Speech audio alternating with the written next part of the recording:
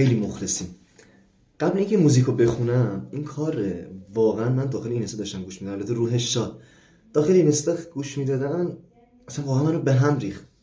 انقدر ملودی این کار قوی، البته میگم به زیبایی اون دو بزرگوار نمیتونم من اجرا کنم، خیلی دوستشم اجرا کنم با شما به اشتراک بذارم و لذت ببریم. یه دیواره، یه دیوار که یه عمر آزگار، اون ورش همیشه بومبست، این طرف هیچی نداره. برای اون یه وجب خاک همه دنیامونو دادیم، و برای بوی گندم خیلی چیزامونو دادیم.